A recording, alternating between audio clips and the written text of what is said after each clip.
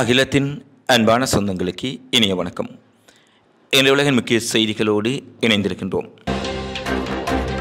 லெபனானில் மீண்டும் வெடித்து சிதறிய வாக்கி டோக்கிகள், எலக்ட்ரானியல் சாதனங்கள் மிக பெரும் அதிர்ச்சி ஏற்படுத்தி இருக்கக்கூடிய சம்பவம். லெபனானில் நேற்றைய தினம் பேஜர்கள் வெடித்து சிதறியதை அடுத்து 17 பேர் வரை கொல்லப்பட்டதுடன் 3000 பேர் வரை காயமடைந்திருந்தார்கள். சம நேரத்தில் லெபனானிலும் சிரியாவிலும் கிஸ்புல்லா போராளிகளை இலக்கு வைத்து நடத்தப்பட்ட இந்த தாக்குதல் மிக பெரும் அதிர்ச்சியை லெபனான் முழுவதும் ஏற்படுத்தியிருந்தது. இந்த விடயங்கள் குறித்த அதிர்ச்சி அகலுவதற்கு முன்பாக லெபனானில் இன்றைய தினம் வாக்கி டோக்கி கருவிகள், ஐபோன்கள், கார்கள், லேப்டாப்புகள், எலக்ட்ரானியல் சாதனங்கள் அனைத்தும் ஒரே நேரத்தில் வெடித்து சிதறிய சம்பவம் மிக பெரும் அதிர்ச்சி ஏற்படுத்தியிருக்கின்றன. இந்த வெடிப்புகள் காரணமாக 9 பேர் கொல்லப்பட்டுள்ளதுடன் 300க்கும் மேற்பட்டவர்கள் காயமடைந்திருப்பதாக தற்போது செய்திகள் வெளியாக இருக்கின்றன.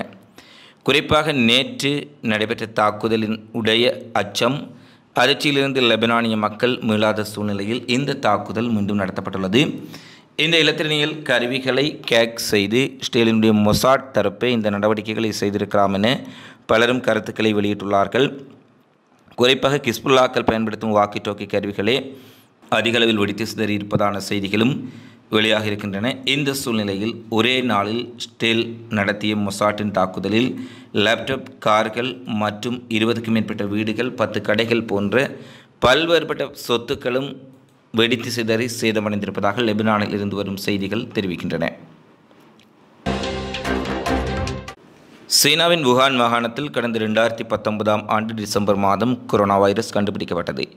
அதன் பிறகு உலகளவில் கொரோனா வைரஸ் பரவி லட்சக்கணக்கான உயிரிழப்புகளை ஏற்படுத்தியிருந்தது. பின்னர் கொரோனா தடுப்பூசி கண்டறியப்பட்டு பொதுமக்களுக்கு செலுத்தப்பட்ட பின்னர் படிப்படியாக கொரோனா தொற்று கட்டுக்குள் வந்தமை நாம் அறிந்திருக்கின்றோம். தற்போது ஒரு சில நாடுகளில் மீண்டும் கொரோனா அதன் கோரமுகத்தை காட்ட ஆரம்பித்திருக்கின்றது. இந்நிலையில் அடுத்த அதிர்ச்சியாக XEC வேரியண்ட் என்று சொல்லக்கூடிய புதிய வகை கொரோனாவின் தொற்று உலக நாடுகளை ஆட்டுவிக்க ஆரம்பித்துள்ளது. புதிய வகை கொரோனா ஜூன் மாதத்தில் ஜெர்மனியில் முதலில் கண்டறியப்பட்டது. அதன் பின்னர் Britain, Germany, Denmark, America, Netherlands உள்ளிட்ட 27 நாடுகளில் இந்த கொரோனா வைரஸ் பரவி இருப்பது உறுதிப்படுத்தப்பட்டுள்ளது. போலந்து, நோர்வே, சீனா, உக்ரைன், போர்ச்சுகல் போன்ற நாடுகளிலும் இது பரவி இருக்கின்றது. அதிக தாக்கம் கொண்ட இந்த புதிய வகை திரிபு குறித்து இங்கிலாந்து மக்களுக்கு எச்சரிக்கை விடுக்கப்பட்டிருக்கின்றது. 3 கண்டங்களில் 27 நாடுகளில் தற்போது இந்த வைரஸ் பரவி இருப்பதாக உலக சுகாதார ஸ்தாபனம் எச்சரிக்கை விடுத்துள்ளது. உலகின் மற்ற நாடுகளுக்கு மேலும் பரவும் வாய்ப்பு இருப்பதாகவும் புதிய அலை ஒன்றை உருவாக்கலாம் என்றும் மருத்துவ நிபுணர்கள் எச்சரித்துள்ளார்கள். மனித உடலில் கொரோனா திரிபு தாக்கினால் அதன் அறிகுறிகள் எப்படி இருக்கும் என்றும் சுகாதாரத்துறை தெரிவித்துள்ளது. மற்ற வகை கொரோனா பாதிப்பின் போது ஏற்படும் காய்ச்சல், தொண்டை வலி, இடைவிடாத இருமல், வாசனை நுகர்வை இழத்தல், உடல்வலி போன்றவை காணப்படும். புதிய வகை கொரோனா திரிபின் தன்மையை, செயல்பாட்டை தொடர்ந்து கண்காணித்து வருவதாக மருத்துவ நிபுணர்கள் கூறியிருக்கின்றார்கள். புதிய வகை கொரோனா ஒமிக்ரான் துணை வகைகளின் கலப்பினமாகும். தீவிரத்தன்மையின் அடிப்படையில் இது மிகவும் ஆபத்தானது அல்ல என்று ஆரம்ப அறிக்கைகள் தெரிவிக்கின்றதாக நிபுணர்கள் தெரிவித்துள்ளார்கள். கனடாவில் பிரதமர் ஜஸ்டின் ட்ரூடோவுக்கு வழக்கு நெருக்கடி, மற்றொரு தொகுதியிலும் படுதோல்வி. கனடாவில் இடம்பெற்ற மற்றொரு இடைத்தேர்தலில் முக்கியமாக ஒரு தொகுதியை ஜஸ்டின் ட்ரூடோ சார்ந்த லிபரல் கட்சி இழந்துள்ளது. இதனால் பிரதமர் ஜஸ்டின் ட்ரூடோவுக்கு சொந்த கட்சிக்குள்ளேயே மிக பெரும் நெருக்கடி ஏற்பட்டுள்ளது. முன்னதாக கனடாவின் டொரண்டோ சென்ட் பவுல்ஸ் தொகுதியில் நடத்தப்பட்ட இடைத்தேர்தலில் ஆளும் ஜஸ்டின் ட்ரூடோவின் லிபரல் கட்சி தோல்வியை சந்தித்தது. கன்சர்வேட்டிவ் கட்சி வேட்பாளரான டோன் ஸ்டீவிட் லிபரல் கட்சியின் கோட்டை என கருதப்படும் அத்தொகுதியிலேயே மிகப்பெரிய அளவில் வெற்றியடைந்தார். டோன் ஸ்டீவர்ட்டின் வெற்றி லிபரல் கட்சிக்கு பெரும் அதிர்ச்சி அளித்தது. 30 ஆண்டுகளாக அத்தொகுதி லிபரல் கட்சியின் வசம் இருந்த நிலையில் கன்சர்வ் கட்சியினர் அந்த தொகுதியை கைப்பற்றியிருந்தார்கள். இந்நிலையில் மொன்றியலில் உள்ள புதிய தொகுதியில் நடைபெற்ற இடைத்தேர்தலிலும் ஜஸ்டின் ட்ரூடோவின் லிபரல் கட்சி பெரும் தோல்வியடைந்துள்ளது. அடுத்தடுத்து ஜஸ்டின் ட்ரூடோ கட்சி சந்தித்து வரும் தோல்விகள் ஜஸ்டின் ட்ரூடோ பிரதமராக நீடிப்பதை மக்கள் விரும்பவில்லை என்பதை காட்டுவதாக எதிர்க்கட்சிகள் தெரிவித்துள்ளார்கள். எனவே கட்சி தலைமையிலிருந்து ஜஸ்டின் ட்ரூடோ விலக வேண்டும் என எதிர்ப்பு உருவாகியுள்ள நிலையில் மீண்டும் ஒரு இடைத்தேர்தலில் அவரது கட்சி தோல்வியை சந்தித்துள்ளதால் அவர் பதவி விலக வேண்டும் என்ற கோரிக்கை உட்கட்சிக்குள்ளேயே மிகவும் அதிகரித்துள்ளது. லெபனானில் கிஸ்புல்லா அமைப்பினர் பயன்படுத்தும் பேஜர்கள் வெடித்ததில் 12 பேர் உயிரிழந்ததுடன் 3000 பேர் வரை காயமடைந்திருந்தார்கள். இவ்வாறு காயமடைந்தவர்களில் 350க்கும் மேற்பட்டோரின் நிலைமை கவலைக்கிடமாக இருப்பதாக லெபனான் சுகாதார அமைச்சகம் தெரிவித்துள்ளது. நாடு முழுவதும் குறைந்தது 100 மருத்துவமனைகளுக்கு காயமடைந்தவர்கள் கொண்டு செல்லப்பட்டதாக அமைச்சகம் தெரிவித்துள்ளது. முன்னெப்போதும் இல்லாத தாக்குதல்களை எதிர்கொள்ள 1084 ஆம்புலன்ஸ்கள் வரை சேவையில் ஈடுபட்டுள்ளதாக அமைச்சகம் தெரிவித்துள்ளது. இதேவேளையில் லெபனானின் தெற்கு பகுதியில் உள்ள தலைநகர் பெய்ரூட்டில் அல் ஷஹரா மருத்துவமனையில் பலரது பாக்கெட்டுகளில் இருந்த கையடக்க பேஜர்கள் முதலில் வெடித்துள்ளது. இதனைத் தொடர்ந்து பல்வேறு இடங்களிலும் ஹிஸ்புல்லா அமைப்பினர் வைத்திருந்த பேஜர்கள் வெடித்து சிதறியுள்ளது. ஸ்டேலின் மொசாட் உளவு அமைப்பானது ஹிஸ்புல்லா ஆர்டர் கொடுத்து தாய்வானில் தயாரிக்கப்பட்ட 5000 பேஜர்களுக்குள் சிறிய அளவிலான வெடிபொருட்களை 3 கிராம் வைத்ததாக தகவல் வெளியாகியுள்ளது. மேலும் இந்த சதித்திட்டம் பல மாதங்களாக தீட்டப்பட்டுள்ளது. தாய்வானை தளமாக கொண்ட கோல்டு அப்பலோ தயாரித்த 5000 பேஜர்களை ஹிஸ்புல்லா அமைப்பு ஆர்டர் செய்துள்ளதாக மூத்த லெபனான் பாதுகாப்பு வட்டாரம் தெரிவித்தது. இந்த ஆண்டின் தொடக்கத்தில் நாட்டுக்கு கொண்டு வரப்பட்டதாக ஆதாரங்கள் கூறுகின்றது. மேலும் புதிய பேஜர்களில் 3 கிராம் வெடிபொருட்கள் மறைத்து வைக்கப்பட்டிருந்ததாகவும் பல மாதங்களாக ஹிஸ்புல்லாவினால் இதனை கண்டுபிடிக்கப்படாமல் அவர்கள் பயன்படுத்தியதாகவும் ஆதாரங்கள் தெரிவித்துள்ளன. இந்த நிலையில் ஸ்டேலின் தாக்குதல் குறித்து தெரிவித்திருக்கக்கூடிய ஹிஸ்புல்லா தலைவர் இதற்கு நினைத்து பார்க்க முடியாத பதிலடியை ஸ்டேல் எதிர்கொள்ளும் என தெரிவித்துள்ளார். ரஷ்யாவின் மிகப்பெரிய ஆயுத கிடங்கு மீது உக்ரைன் நடத்திய ஆளில்லா விமான தாக்குதல் மீண்டும் ரஷ்ய உக்ரைன் போரில் பதற்றத்தை ஏற்படுத்தியுள்ளது. ரஷ்யாவின் டெவர் பிராந்தியத்தில் இந்த தாக்குதல் நடத்தப்பட்டதாக உக்ரைன் பாதுகாப்பு அமைச்சகம் தெரிவித்துள்ளது. பல ஏவுகணைகள், குண்டுகள் மற்றும் வெடிமருந்து கிடங்குகள் இங்கு அளிக்கப்பட்டதாக உக்ரைன் கூறுகின்றது. உக்ரைனின் இந்த ட்ரோன் தாக்குதல் டோரோபெட்ஸ் நகரில் உள்ள ரஷ்ய பாதுகாப்பு அமைச்சகத்தின் முக்கிய ஆயுத கிடங்கில் ஒரு பாரிய விபத்தை ஏற்படுத்தியுள்ளது. இந்த ட்ரோன் தாக்குதல் டோரோபெட்ஸ் நகரில் உள்ள ரஷ்ய பாதுகாப்பு அமைச்சகத்தின் முக்கிய ஆயுத கிடங்காகும்.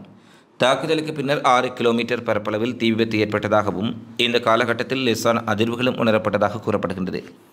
ஆளில்லா விமான தாக்குதல் நடந்த இடத்தில் ரஷ்யாவின் சொந்த ஆயுதங்களுக்கு மேலதிகமாக வடகொரியாவின் ஆயுத ஏவுகணைகளும் இருந்ததாக உக்ரைன் அதிகாரி ஒருவர் தெரிவித்துள்ளார். உக்ரைனின் உளவுத்துறை மற்றும் சிறப்பு நடவடிக்கை படைகள் இந்த தாக்குதலை நடத்தியிருப்பதாக அவர் குறிப்பிட்டுள்ளார். அதே நேரத்தில் ஒரே இரவில் 54 உக்ரைன் ட்ரோன்களை தாம் சுட்டு வீழ்த்தியதாக ரஷ்யாவின் பாதுகாப்பு அமைச்சகம் குறிப்பிட்டுள்ளது. எனினும் இந்த தாக்குதலால் ஏற்பட்ட சேத விவரம் குறித்து ரஷ்ய பாதுகாப்பு அமைச்சகம் இதுவரை எந்த தகவலையும் வெளியிடவில்லை. இந்தியாவின் வடகிழக்கு மாநிலமான அருணாச்சல பிரதேசம் அருகே சீனா புதிய ஹெலிகாப்டர் பேட்டை அமைப்பது மிக பெரும் சர்ச்சையை ஏற்படுத்தியுள்ளது. அருணாச்சல பிரதேச எல்லைக்கு அருகில் உள்ள உண்மையான கட்டுப்பாட்டு கோட்டிலிருந்து சுமார் 20 கிலோமீட்டர் தொலைவில் சீனா ஒரு புதிய ஹெலிகாப்டர் தளத்தை உருவாக்கி வருகின்றது. இந்த ஹெலிகாப்டர் பேட் மிக வேகமாக கட்டப்பட்டு வருவதாக தெரிவிக்கப்படுகின்றது. இந்திய சீன எல்லையில் அதன் நடவடிக்கைகளை விரைவுபடுத்த இந்த துறைமுகம் பயன்படுத்தப்படும். இந்த துறைமுகத்தின் வழியாக சீனா தனது இராணுவத்தை மிகவும் ஆக்ரோஷமாக சுலபமாக பயன்படுத்த வாய்ப்புள்ளது. கொங்குரி காபுக்யூ ஆற்றின் அருகே ஹெலிபேட் கட்டுமான பணிகள் நடந்து வருகின்றன. இது திபெத்தின் தன்னாட்சி பிராந்தியத்திற்குள் வருகின்றது. இருப்பினும் சீனாவின் கட்டுப்பாட்டில் உள்ள பகுதி குறித்து இந்தியாவுடன் கருத்து வேறுபாடில்லை. மேக்சர் செயற்கைக்கோள் படங்கள் அங்கு விரைவான கட்டுமான பணிகளை கண்காணிக்க பயன்படுத்தப்படலாம். டிசம்பர் 1, 2023 வரை அங்கு எந்த கட்டுமானமும் இல்லை. இருப்பினும் டிசம்பர் 31 அன்று எடுக்கப்பட்ட படங்களில் நிலம் முழுமையாக துப்புரவு செய்யப்பட்டுள்ளமை தெரிகின்றது. செப்டம்பர் 11 அன்று மேக்சர் HD படங்கள் எடுக்கப்பட்டன. இப்பகுதியில் நவீன ஹெலிகாப்டர் பேட் அமைக்கப்பட்டு வருவதாக தெரிவிக்கப்பட்டுள்ளது. புதிய கட்டமைப்பின் மூலம் சீனா அதன் தற்காப்பு மற்றும் பல்வேறுபட்ட திறன்களை அதிகரித்து வருவதாக இராணுவ அதிகாரிகள் மதிப்பிடுகின்றனர். புதிய ஹெலிகாப்டர் தளம் 600 மீட்டர் ஓடுபாதை கொண்டது. மலைப்பகுதிகளில் ஹெலிகாப்டர்கள் புறப்படுவதற்கு இது பயன்படுத்தப்படுகின்றது. ஹெலிகாப்டரில் 3 கேங்கர்கள் உள்ளன. விமான போக்குவரத்து கட்டுப்பாட்டு வசதி மற்றும் ஹெலிகாப்டர்களுடன் தொடர்புடைய கட்டிடங்கள் மற்றும் கட்டமைப்புகள் வைக்கப்பட உள்ளது. மறுபுறம் சீனா உண்மையான கட்டுப்பாட்டு கோட்டில் சியாவ்காங் கிராமங்களை உருவாக்கி வருகின்றது. சர்ச்சைக்குரிய பகுதிகளில் தனது பிடியை அதிகரிக்க சீனா இதேபோன்ற முயற்சிகளை மேற்கொண்டு வருவதாக இந்தியா குற்றச்சாட்டுக்களை முன்வைத்துள்ளது. செப்டம்பர் 18 லெபனான் மீது இஸ்ரேல் நடத்திய பேஜர் வெடிப்பு அலைகளை ரஷ்யா மிகப்பெரிய அளவில் கண்டனம் செய்துள்ளது. தாக்குதல்கள் முழுமையாக ஒரு பிராந்தியத்தை போருக்குள் ஏற்படுத்துவதுடன் இது ஒரு ஏற்றுக்கொள்ள முடியாத தாக்குதல் என கிரெம்லின் செய்தி தொடர்பாளர் டிமிட்ரி பெஸ்கோவ் தெரிவித்துள்ளார். பிராந்தியத்தில் திட்டமிட்டு பதற்றத்தை அதிகரிக்கும் நோக்கில் இந்த சம்பவங்கள் நடைபெற்று வருவதாகவும் இதன் பின்னேல் ஸ்டேல் இருக்கின்றது என்ற குற்றச்சாட்டை மறுக்க முடியாதென்றும் ரஷ்ய வெளியுறவு அமைச்சகத்தின் செய்தி தொடர்பாளர் மரியா ஜாக்ரேவ் தெரிவித்தார். லெபனானின் இறையாண்மையை மீறுவதாக முத்திரை குத்தப்பட்ட இந்த தாக்குதல் குறித்து ஐநாவும் சர்வதேச சமூகமும் விரிவான விசாரணை நடத்தி குற்றவாளிகளை சட்டத்தின் முன் நிறுத்த வேண்டும் என ரஷ்யா கோரிக்கை விடுத்துள்ளது. காசாவில் பொதுமக்களின் இலக்குகள் மீது நடத்தப்படும் தாக்குதல்கள், லெபனானில் அப்பாவி பொதுமக்கள் மீது தொடர்ச்சியாக நடத்தப்படும் தாக்குதல் என்பவற்றின் எதிரொலியாக ஜெர்மன் அரசாங்கம் இஸ்ரேலுக்கான இராணுவ ஆயுதங்கள் ஏற்றுமதி செய்வதற்கான அனுமதியை இடைநிறுத்துவதாக அறிவித்துள்ளது. இஸ்ரேல் தன்னுடைய ஆயுதங்களை மனிதாபிமான சட்டங்களின் அடிப்படையிலும் போர் விதிமுறைகளின் அடிப்படையிலும் பயன்படுத்தவில்லை எனவும், எனவே இஸ்ரேலுக்கு வழங்கப்படும் ஆயுதங்கள் மனித உரிமை மீறல்களுக்கு பிரதானமாக பயன்படுத்தப்படுவதால் இஸ்ரேலுக்கான அனைத்து ஆயுத ஏற்றுமதிகளையும் தாம் இடைநிறுத்தி வைப்பதாக ஜெர்மன் அரசாங்கம் அதிரடியாக அறிவித்துள்ளது. இவை இன்றைய நாளில் வெளியான பிரதான செய்தி குறிப்புகளாக நிகழ்வுகளாக பதிவாக இருக்கின்றன. தொடர்ச்சியாக உலகெங்கு நடைபெறும் நிகழ்வுகளை உடனுக்குடன் தெரிந்து கொள்ள அகிலத்தோடு இணைந்திருங்கள். இந்த காணொளி பற்றி தொடர்பிலான உங்களது மதிப்பான கருத்துக்களை தவறாமல் கொமெண்ட்ஸில் பதிவிடுங்கள் என கேட்டுக்கொண்டு மீண்டும் ஒரு காணொளியில் சந்திப்போம். நன்றி, வணக்கம்.